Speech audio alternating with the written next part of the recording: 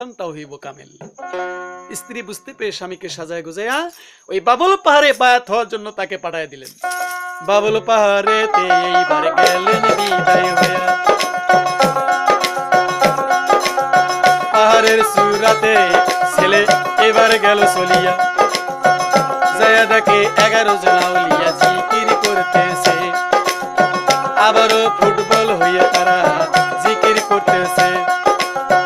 আবু হাসান দাঁড়াইয়া আছে, কোন দিন জিকির শেষ হয়, সেই দিন আমি বায়াত করব মনের আশা ভাই। 12 বছর চইলা গেল, সেদিন জিকির বন্ধ হয় নাই গো।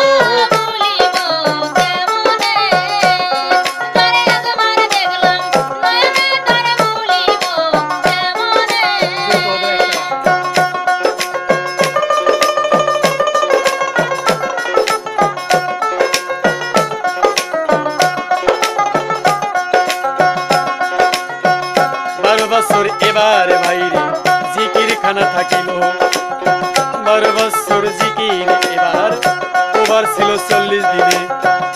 এবার গেল 12 বছর ছেলে, 12 বছর দাঁড়াইয়া রইল গো।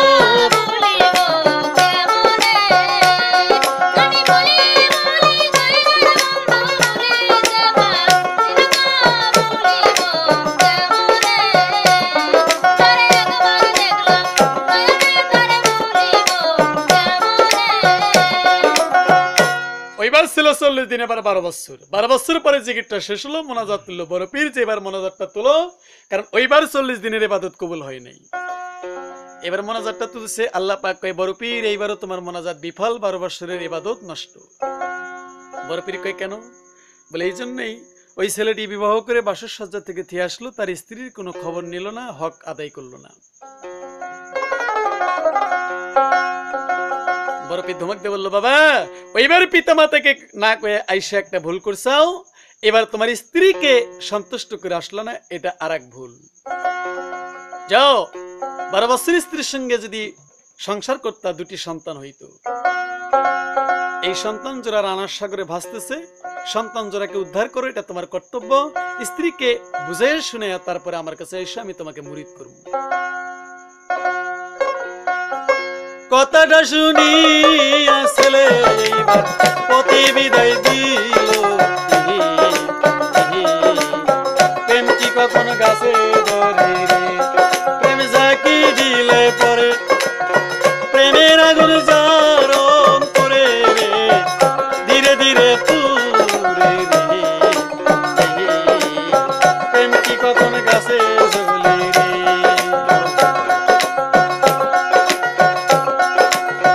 আজকে ছেলে পাহাড় থেকে রওনা দিল, রাস্তার ভিতরে আইসা ছেলে ভাবিতে লাগিল, রানার সাগরে 2টি সন্তান ভাসতেছে এবার তাই, আমি ছেলে 2টারে উদ্ধার করব, মনে ভাবনা তাই।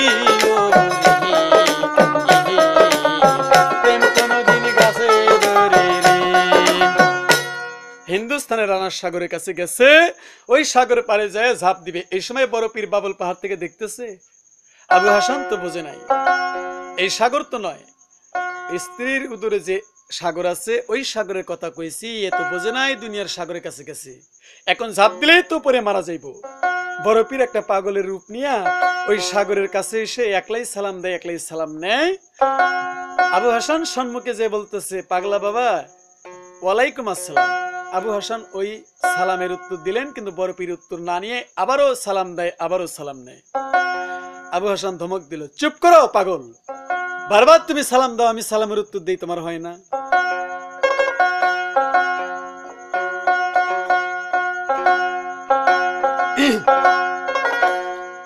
আরে তো সালাম আমি নিমু কি? আবু হাসান তো সালাম নেওয়া পাপ। বলে কেন?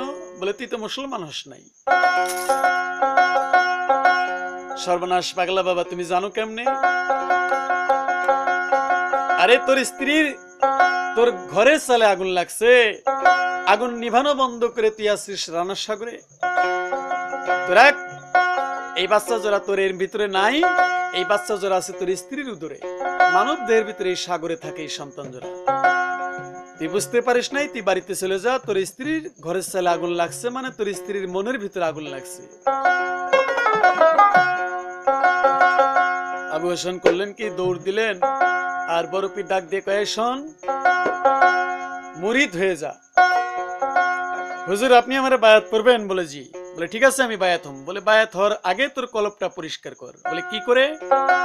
সাবান দেই উপরে চামড়ায়, ভিতরে তো দিতে পারি না। একটু হা কর, এই মুহূর্তের জন্য তোকে আমি ভেতরটা পরিষ্কার করে দেবো। যেই মাত্র হা করছে, বড় পীরের 80 বছরের পুরনো কাশ মুখের ভিতর যেই দিলেন, আবু হাসান মুখে নিয়ে সিসি করতে করতে জিহ্বায় পড়ার সাথে সাথে এত মিষ্টি, এই মিষ্টি দেখে খেয়ে ফেললেন। কলব তার জারি হয়ে গেল, কাশপ তার খুলে গেল, স্ত্রীর জন্য তিনি পাগল হয়ে গেল। হুজুর আমার ছেড়ে দেন, আমি স্ত্রীর সঙ্গে বাসর করবো। বায়াত পড়ে যায়, তখন হাতে হাত দিয়ে পাগলার কাছে বায়াত পড়লো। আর বড় পীর বললেন যে বাবা আজকে মিলন হইলে একটা মেয়ে সন্তান হইব, ওই মেয়েটার নারিকাইটা আমার বাবুল পাহাড়ে নিয়ে আসবি, আমি নিজেই তার নামটা রেখে দেবো, যা স্ত্রীর সঙ্গে বাসর কর। বায়াত পরে এইবারে বাড়িতে চলিল, স্ত্রীর সঙ্গে বাসর করে বাসর করিল। বাসর করেই সেদিন রাতে একটি কন্যা সন্তান তার উদরে গেল।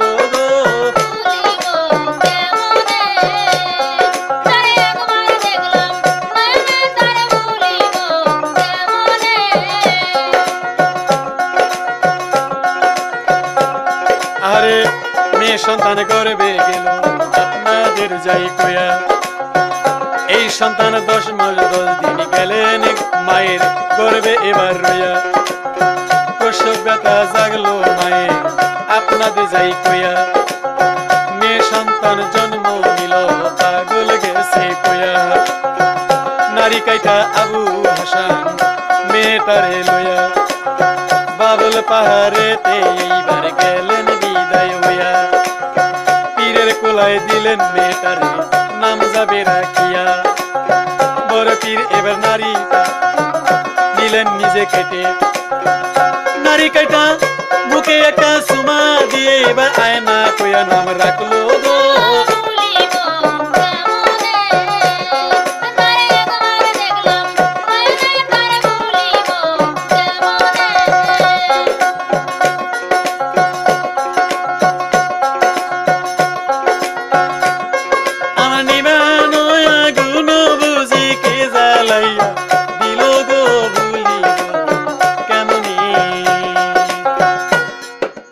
বাবুল পাহাড়ে নিয়ে যাওয়ার পর পর বড় পীর 6টি জায়গাতে চুমা দিয়ে, আবার বলে 18 মকাম আয়নার দেহের ভিতরে চুমা দিয়ে বলতেছে, আবু হাসান এই মেয়েটির কলবটা আয়নার মতো পরিষ্কার, আর এই জন্যই এই মেয়েটির নাম রেখে দিলাম আজ থেকে হক আয়না।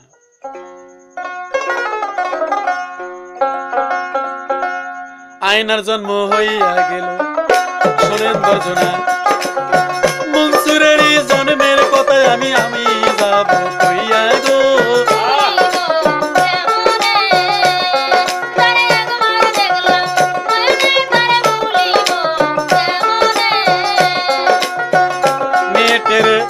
মেয়েটারে লয়ে আসলো আজকে আবু হাসান।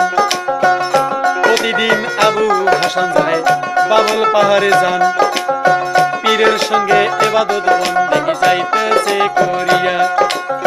মারুপতের ভিতরে পাগল গিয়া পাগল গেল হইয়া গো।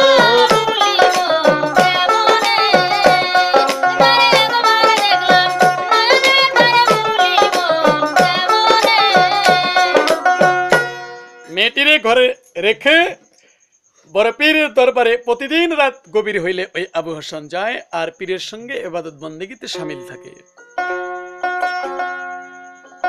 একদিন বড় পীর বলল যে বাবা তোমার মেয়েটা কত বড় হয়েছে? কয় হুজুর আমার মেয়ে আয়নার বয়স 12 বছর। কয় বাবা আর তোমার মেয়েটারে ঘরে রাখো না, তাড়াতাড়ি করে মেয়েটারে আমার কাছে দিয়ে যাস, মেয়েটা আমাদের কাছেই থাকবে। তারপরের দিন মেয়েটারে নিয়ে বড় পীরের হাতে উঠাই দিয়ে আসলো। সেই থেকে মেয়েটি জঙ্গলের ভিতরেই বড় পীরের সঙ্গে ইবাদত বন্দেগীতে মশগুল থাকে। আর আবু হাসান প্রতিদিন ওই ক্লাস করতে যায়, আধ্যাত্মিক এলমে তাসাউফের খবর নিতে যায় আসে। এরকম করতে করতে তিনি পাগল হয়ে গেল, এমন পাগল হয়ে গেল যে এমন একটা আলেমধারী মানুষ, একজন মাওলানা, সে এমন পাগল হয়ে গেল যে পরনে কোনো কাপড় নাই, গায়ে কোনো জামা নেই, পায়খানা প্রস্রাব করতেছে, সারা গায়ে মাখায় নিয়ে বাগদাদ শহর ঘুরে বেড়ায় আর কয় আল্লাহু আল্লাহু, জিকির নাম মুখে নিয়ে ঘুরে। একদিন হঠাৎ করে ওই সমাজের লোকজন আবু হাসানকে গ্রেপ্তার করলো। সবাই ধরে বলল যে এই পাগল, নামাজ পড়ো না মৌলানা হয়ে।